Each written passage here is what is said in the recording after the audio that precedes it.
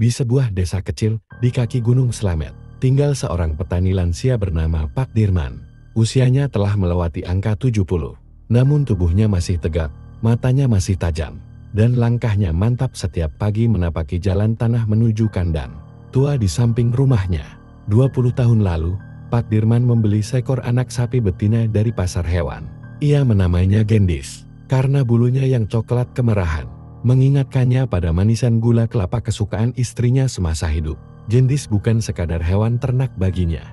Ia tumbuh besar bersamaan dengan kepergian istri dan satu-satunya anaknya yang merantau dan tak pernah kembali. Sejak itu, Gendis menjadi teman sapi, pendengar setia, dan alasan untuk tetap bangun pagi. Setiap hari, Pak Dirman memberi makan Gendis dengan tangan sendiri. Ia tak pernah mengizinkan siapapun menggantikan tugas itu. Bahkan ketika tubuhnya mulai rentah dan kakinya mulai gemetar, ia tetap bersikeras membawa rumput segar dari ladang demi Gendis. Tetangga-tetangga menyebutnya keras kepala.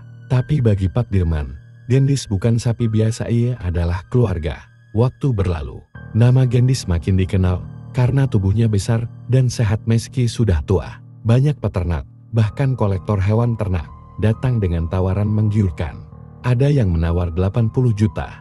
Bahkan sempat datang orang dari luar kota dengan cek kosong, memintanya menulis harga sendiri. Namun, Pak Dirman selalu menolak. Bagaimana mungkin saya menjual satu-satunya makhluk yang masih menyapa saya setiap pagi? Katanya. Tetangga mulai khawatir. Mereka melihat Pak Dirman mulai sering batuk keras dan sesak nafas. Tapi ia tetap memaksakan diri ke ladang dan memberi makan Gendis. Suatu pagi, kabar duka menyebar. Pak Dirman ditemukan tergeletak di kandang. Dengan satu tangan masih menggenggam jerami. Gendis mengembik keras hari itu, seolah tahu sahabat tuanya takkan kembali. Tetapi kisah ini belum sepenuhnya berakhir. Karena setelah kepergian Pak Dirman, desa itu berubah sunyi. Bukan hanya karena tak ada lagi tawa khas Pak Dirman saat menyapa warga, tapi karena suara Gendis yang kini terdengar melenguh setiap malam, panjang dan dalam, seperti rintihan kehilangan.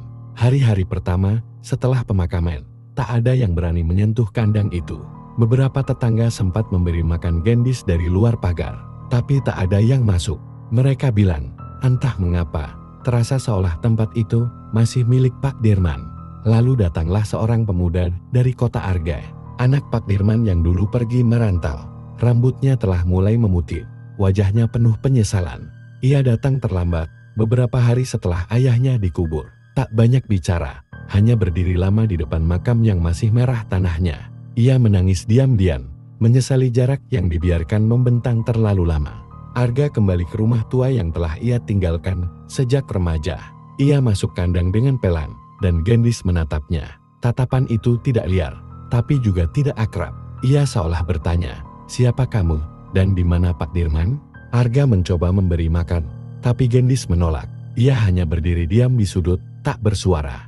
Malam pertama, Gendis tak tidur. Dan di tengah keheningan itu, Arga menemukan buku catatan lusuh milik ayahnya. Isinya bukan soal tani atau utang, tapi tentang Gendis. Ada tanggal-tanggal, catatan tentang penyakit kecil, jenis makanan yang disukai, bahkan puisi-puisi pendek tentang kesetiaan dan kesendirian.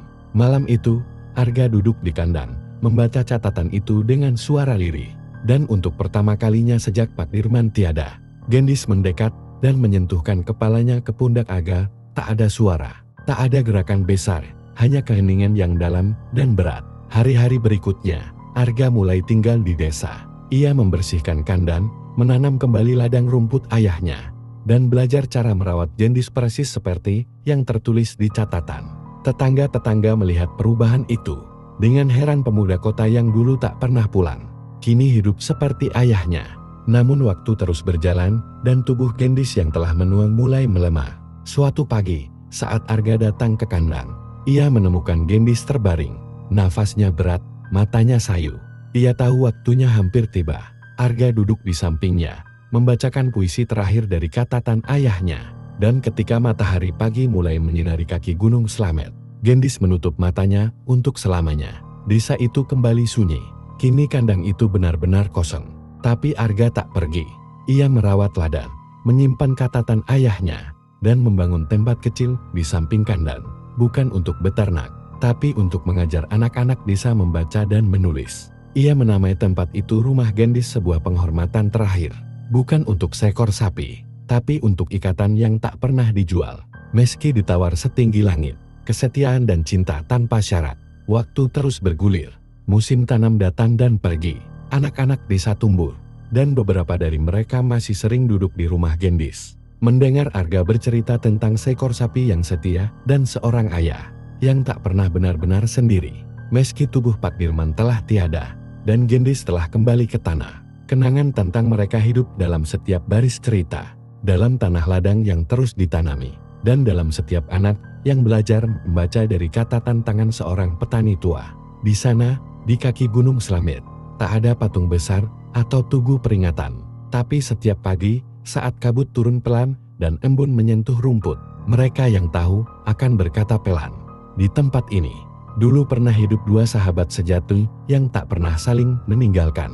Dan begitulah akhir dari kisah yang tak pernah benar-benar usai.